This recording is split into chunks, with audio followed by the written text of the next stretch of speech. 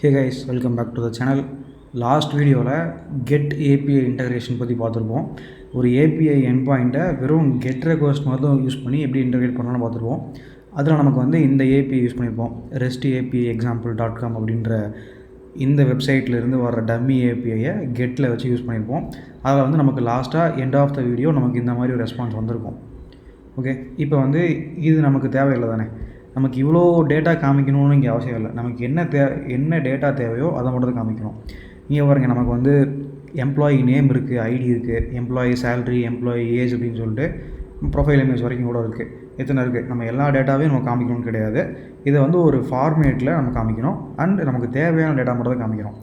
இதுக்கு என்ன பண்ணலான்னு கேட்டிங்கன்னா, நமக்கு வந்து டேட்டா மாடலிங் அப்படின்ற ஒரு விஷயம் வந்து வருதுங்க.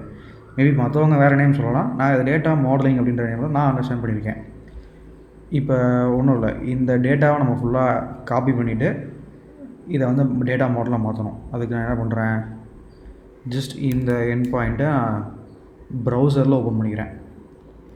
ப்ரௌசரில் வர ஜேசன் டேட்டாவை நான் அப்படியே காப்பி பண்ணிக்கிறேன்.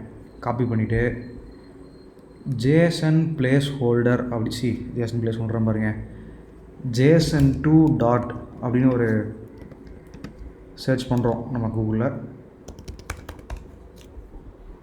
இதில் வந்து குயிக் டைப் நான் யூஸ் பண்ணிகிட்ருக்கேன். நீங்கள் வேறு ஏதாவது நல்லா தெரிஞ்சுதுன்னா, நல்லா யூஸ் ஆகும்னு நினச்சிங்கன்னா நீங்கள் அதை யூஸ் பண்ணுங்கள். இந்த வெப்சைட்டில் போயிட்டு நான் காப்பி பண்ண ஜேசன் ரெஸ்பான்ஸை பேஸ்ட் பண்ணிக்கிறேன்.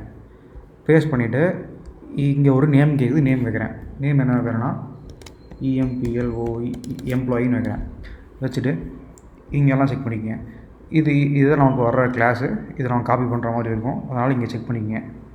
Put encoder and decoder, make all properties required, types ஒன்லின்னு இருக்கா, டைப்ஸ் ஒன்லியே நீங்கள் எடுத்து விட்டிங்கன்னா மட்டும்தான் from JSON and to JSON இந்த ரெண்டு ஃபங்க்ஷன் நமக்கு எனேபிள் ஆகும். இது நீங்கள் மேனுவலாகவும் கோட் பண்ணலாம். இப்போ பார்த்தீங்கன்னா உங்களுக்கு எவ்வளோ ஃபீல்டு இருக்குது, 1 2 3 4 5 6 7 8 கிட்டத்தட்ட ஒரு 7-8 ஃபீல்டு இருக்குது. இதை வந்து நீங்கள் மேனுவலாகவும் சொந்தமாக இந்த கோடை நீங்கள் எழுதலாம். பட் எழுதும்போது 1-2 ஃபீல்டுனா நீங்கள் வந்து எழுதிடலாம். பட் நீங்கள் டோட்டல் கூட பார்த்தீங்கன்னா உங்களுக்கு ஆல்மோஸ்ட் 50+ 60+ லைன்ஸ் போகும். இந்த மாதிரி இவ்வளோ ஃபீல்டு இருக்கும்போது உங்களுக்கு மேனுவல் எழுதுறது கொஞ்சம் சிரமமாக இருக்கும். இதுவே இது வந்து ரொம்ப மினிமலான டேட்டா. இதே நீங்கள் அப்ளிகேஷன் ப்ரொடக்ஷன் லெவல்லாம் போயிட்டீங்க, நல்லா கமர்ஷியல் அப்ளிகேஷன்லாம் நீங்கள் எடுத்து பண்ணுறீங்க அப்படின்னா உங்களுக்கு கண்டிப்பாக இவ்வளோ கம்மியான டேட்டாலாம் வரவே வராது, அதிகமாக தான் வரும். அப்போ நீங்கள் ஒன்று மேனுவல் எழுதும்போது அதுவே உங்களுக்கு பெரிய டைம் எடுக்கிற மாதிரி இருக்கும். ஸோ அதுக்கு வந்து இது எவ்வளோ பரவாயில்ல, அதனால் இந்த மாதிரி போய்க்கிறது நல்லது. காப்பி வித் எனக்கு தெரிஞ்சு தேவைப்படாதுன்னு நினைக்கிறேன். ஸோ அதை டிசேபிள் பண்ணிவிட்டு நீங்கள் உங்கள் யூஸ் கேஸை பொறுத்து இப்போ சம்திங் ஏதாவது ஒரு ஃபீல்டை ஃபைனல் பண்ணிட்டீங்கன்னா அந்த ஃபைனல் ஃபீல்டை வந்து ரன் டைமில் மறுபடியும் மாற்ற முடியாது. அதை நீங்கள் தெரிஞ்சுக்கணும். ஸோ அதனால் பார்த்தீங்கன்னா நான் ஃபைனல் கொடுத்துக்கிறேன். இது ரன் டைமில் மாற போகிறதில்ல. ஸோ நான் ஃபைனல் எனேபிள் பண்ணிக்கிறேன். மேக் ஆல் ப்ராப்பர்ட்டிஸ் ஆப்ஷனல், இது தேவையில்லாத ஒரு விஷயம் தான். அதனால் இந்த கான்ஃபிகரேஷனில் நீங்கள் வச்சுருக்கீங்களா அப்படின்றத பார்த்துட்டு காப்பி கோட் கொடுத்துருங்க. கோடு காப்பி கொடுத்துட்டிங்கன்னா இங்கே கொடுக்குற நேம் தான் கிளாஸ் நேம், அதை ஞாபகம் வச்சுக்கோங்க. அண்ட் இப்போ நான் அதை மினிமைஸ் பண்ணிவிட்டு நான் கோடுக்கு போகிறேன். கோடில் வந்துட்டு நமக்கு இப்படி தான் ஃபஸ்ட்டுலாம் க்ரியேட் பண்ணும்போது இப்படி தான் இருந்தது. அண்ட் நீங்கள் சர்வீஸ் அப்படின்ற ஃபோல்டருக்கு மேலே அனதர் ஒன் ஃபோல்டர் மாடல் அப்படின்னு ஒரு ஃபோல்டர் க்ரியேட் பண்ணிக்கிறேன். இந்த மாடலில் இப்போ நான் காப்பி பண்ணது எம்ப்ளாயி தானே, EMPLOY எம்ப்ளாயி டாட் நான் எம்ப்ளாயி அப்படின்ற பேரில் ஒரு கிளாஸ், அதாவது இது மாடல் நம்ம சொல்லிக்கலாம், ஒரு மாடல் க்ரியேட் பண்ணியிருக்கேன். அந்த மாடல் நான் இங்கே பேஸ்ட் பண்ணிக்கிறேன். ஓகே, இந்த மாடல் பேஸ்ட் பண்ணதுக்கப்புறம் உங்களுக்கு வந்து 2 ஃபங்க்ஷன் இங்கே இருக்கும். ஒன்று வந்து from JSON and to Jason. From Jason அப்படின்றது ஜேசன்லேருந்து வரக்கூடிய டேட்டாவை நம்ம டாட் ஆப்ஜெக்டாக மாற்றி கொடுக்கும். அது வந்து நம்ம ஃப்ரம் ஜேசன் யூசேஜ். இதே டு ஜேசன் இருக்குது பார்த்தீங்களா, டு ஜேசன் அப்படின்றது பெரும்பாலும் போஸ்ட் பண்ணுவோம் பார்த்தீங்களா. இப்போ வந்து நம்ம கெட்டில் தான் வாங்கிட்டு இருக்கோம், கெட் மெத்தடில் தான் டேட்டாவை வாங்கிட்டு இருக்கோம். டேட்டாவை அனுப்புவோம். ஒரு கட்டத்தில் போஸ்ட் பண்ணும்போது போஸ்ட் மெத்தடில் டேட்டாவை அனுப்புவோம். அந்த போஸ்ட் பண்ணும்போது டாட் ஆப்ஜெக்ட்டை நமக்கு வந்து ஜேசனாக மாற்றணும். அந்த வேலையை செய்கிறது டு ஜேசன். ஓகே, 2 ஃபங்க்ஷன் தான் நமக்கு யூசேஜிங்க. இப்போ என்ன பண்ணுறேன், இங்கே இருக்குது பார்த்தீங்களா, ரிட்டன் டைப் நான் மாற்றணும். இப்போ உங்களுக்கு எம்ப்ளாயி டைப்பில் ரிட்டன் ஆகணும். So I am changing string to employee here. ரெஸ்பான்ஸுமே நான் இப்போ இந்த ரெஸ்பான்ஸ் டாட் பாடி அப்படின்றது ஒரு ஸ்ட்ரிங்காக தான் இப்போ கன்சிடர் ஆகும். இந்த ஸ்ட்ரிங்கை வந்து நான் இப்போ டாட் ஆப்ஜெக்ட், அதாவது இந்த எம்ப்ளாயியை மாற்றணும். அதுக்கு என்ன பண்ணலாம்னா ஒன்றும் இல்லை, ஜஸ்ட் நான் எம்ப்ளாயி அப்படின்ற நேமில் ஒரு வேரியபிள் க்ரியேட் பண்ணிக்கிறேன். Employee equal to employee from Jason. இங்கே தெரியுதுங்களா, எம்ப்ளாயி ஃப்ரம் ஜேசன். இதுக்கு வந்து நான் ஒரு ஜேசன் டேட்டாவை பாஸ் பண்ணணும். ஐ திங்க் ரா ஜேசன் இருக்குன்னு நினைக்கிறேன். ரா ஜேசன் இருக்குது பார்த்தீங்களா. ஃப்ரம் ஜேசனுக்கும் ரா ஜேசனுக்கு என்ன டிஃப்ரென்ஸ்னால், ஃப்ரம் ஜேசன் இந்த ஃபங்க்ஷனுக்கு வந்து நீங்கள் ஒரு மேப்பை வந்து பாஸ் பண்ணுற மாதிரி இருக்கும். ஜேசன் ஃபஸ்ட் இனிஷியலாக உங்களுக்கு வரது வந்து ரெஸ்பான்சிபிள் பாடின்றது ஸ்ட்ரிங்காக இருக்கும். அந்த ஸ்ட்ரிங்கை நீங்கள் வந்து ஒரு மேப்பாக பார்ஸ் பண்ணி அந்த மேப் வந்து நீங்கள் இதுக்குள்ளே அனுப்ப வேண்டியதாக இருக்கும் from ஜேசனில்.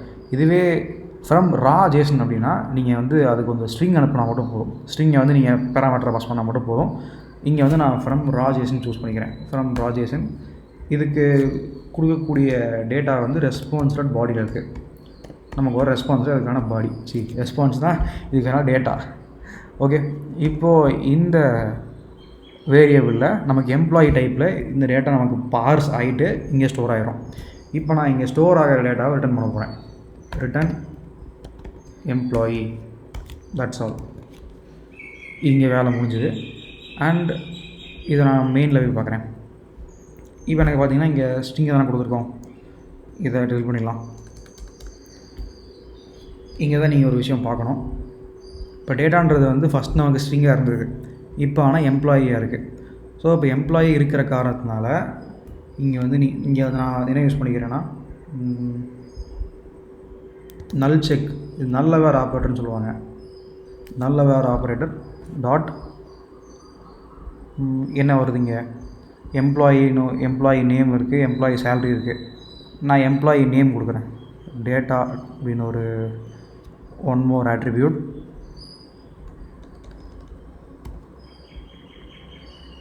Message status data list. So இதுக்குள்ள லிஸ்ட் இருக்குது.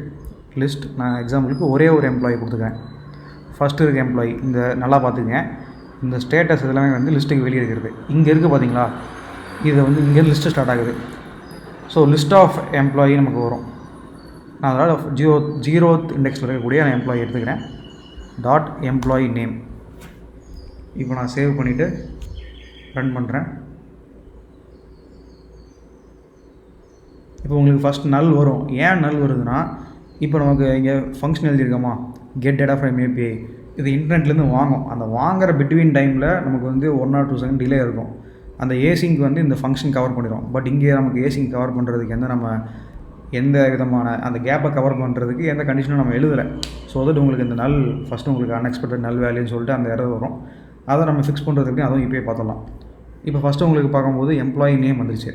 இதுக்கடுத்து இந்த பிட்வீன் கேப்பில் உங்களுக்கு எரர் வருது பார்த்தீங்களா, டேட்டாலாம் இல்லாததுனால நல்ல எரர் வருதா, அதை ஃபிக்ஸ் பண்ணுறதுக்கு ஒரு எளிய வழி என்னென்னா, இங்கே நான் வந்து ஒரு சின்ன ஷார்ட்கட் யூஸ் பண்ணுறேன். இங்கே தான் இந்த பர்டிகுலர் என்டிட்டி தான் நமக்கு நல்லாவும் வரும். ஸோ ஓகே, இப்போ இதை ரிமூவ் பண்ணிவிட்டு நான் இந்த இடத்துல ஒரு கண்டிஷன் போடுறேன். என்ன கண்டிஷன்னா, நல் இல்லாமல் இருந்ததுன்னா மட்டும்தான் நமக்கு அந்த டேட்டா, நமக்கு என்ன டேட்டா தேவையோ அந்த ஏபிஐலேருந்து வர்ற டேட்டா டிஸ்பிளே ஆகணும். நமக்கு என்ன டேட்டா வேணும், ஏபிஐ ரெஸ்பான்ஸ் டாட் டேட்டா, இந்த பர்டிகுலர் எம்ப்ளாயியோட நேம் இது நமக்கு வரணும். Dot data list of employee டேட்டான்றது 0. சேம் நேமில் இருக்கிறனால கொஞ்சம் கன்ஃபியூஷன் வரும், கொஞ்சம் அதை கரெக்டாக பார்த்துக்குங்க. Dot employee name okay. இப்போ இது வந்து ட்ரூவாக இருந்தால் என்ன ஆகணுன்றதுக்கான இந்த பிளாக்கு. இதே ஃபால்ஸ் பிளாக் எழுதுறேன் பாருங்கள். ஃபால்ஸ் பிளாக்கில் எனக்கு நல்லா இருந்ததுன்னு என்ன வரணுன்றது நான் லோடிங் எப்படி எழுதுறேன். ஓகே, இப்போ ஜஸ்ட் சேவிங் திஸ். சேவ் பண்ணோடனே எனக்கு ரிஃப்ரெஷ் ஆகும். அண்ட் ரிஃப்ரெஷ் ஆகிட்டு பார்த்தீங்கன்னா அந்த பர்டிகுலர் எம்ப்ளாயோட நேம் வருது. இப்போ எனக்கு வந்து நல் எரர் வரல. நல் எரர் ஏன் வருதுன்றதுக்கான எக்ஸ்ப்ளனேஷன் உங்களுக்கு நான் இப்போ சொல்லியிருக்கேன். அதில் உங்களுக்கு ஏதாவது வேறுபாடுகள் இல்லை ஏதாவது தெரியாமல் இருந்ததுன்னா, டவுட் இருந்ததுன்னா நீங்கள் வந்து என்ன feel free to ask. Okay, so இதை நீ இஃப் கண்டிஷன் போட்டு எழுதலாம். பட் எனக்கு அது கரெக்டாக ஒர்க் ஆகலை. அதனால் நான் இந்த இஃப் கண்டிஷனோட மினிமல் வெர்ஷன் இதுக்கு நான் போயிட்டேன். ஓகே, நான் 1 செகண்ட் ரிஃப்ரெஷ் பண்ணுறேன், வேணா செக் பண்ணிக்கங்க.